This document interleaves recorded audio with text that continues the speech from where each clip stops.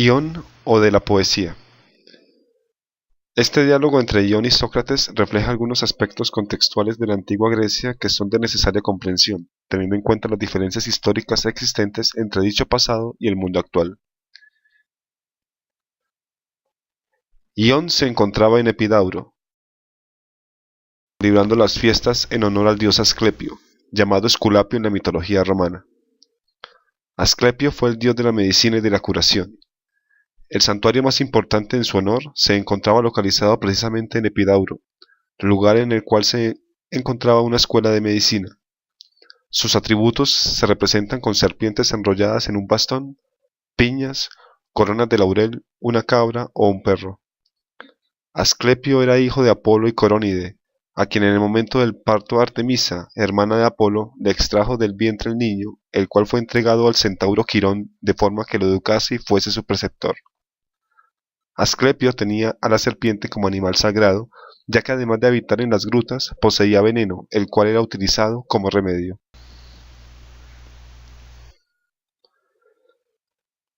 El diálogo inicia con un reconocimiento que le hace Sócrates a Ión, toda vez que éste desempeña un oficio de rapsodo de unas cualidades inigualables que claramente generan envidia a los demás, siendo el rapsodo un intérprete de los poetas.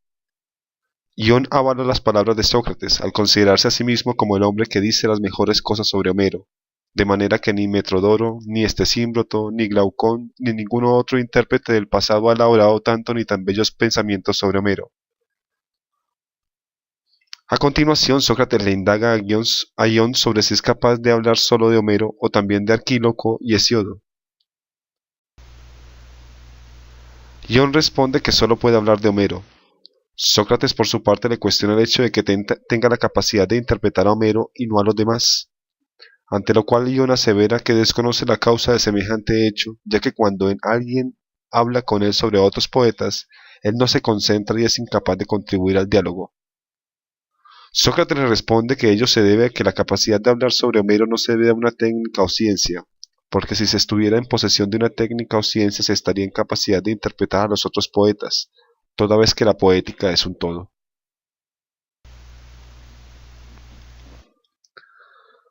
Sócrates considera que aquello que permite a Ión proclamar tantos y bellos poemas sobre Homero se debe a una fuerza divina, una predisposición divina, según la cual cada uno es capaz de hacer bien aquello hacia lo que la musa se dirige, como por ejemplo ocurre con los coribantes, quienes al son de ciertas melodías caen en cierto frenesí y delirio. Por lo anterior, Sócrates asevera que todos estos poemas no son de factura humana ni hechos por los hombres, sino divinos y creados por los dioses, de ahí que los poetas sean intérpretes de los dioses.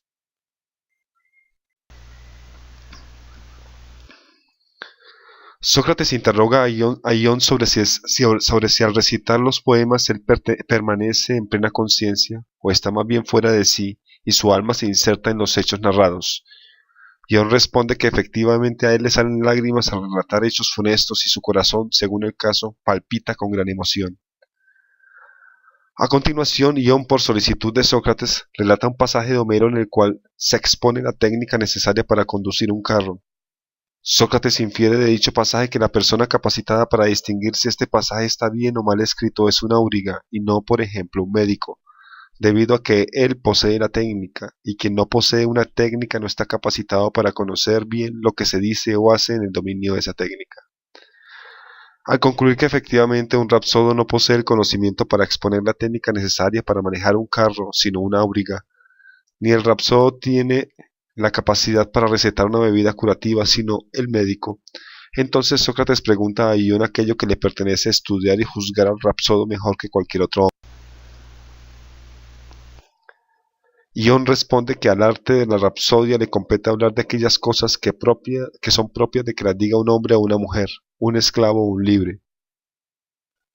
A partir de lo anterior, Sócrates le inquiere a Ión que el lenguaje propio de aquel que manda un barco combatido en alta mar por una tempestad lo conoce mejor un timonel que un rapsodo. El lenguaje propio de quien manda en un enfermo lo conoce mejor un médico y no un rapsodo. Y el lenguaje propio de un amansador de bueyes y reses soliviantadas lo conoce mejor un esclavo y no el rapsodo. Sócrates puntualiza: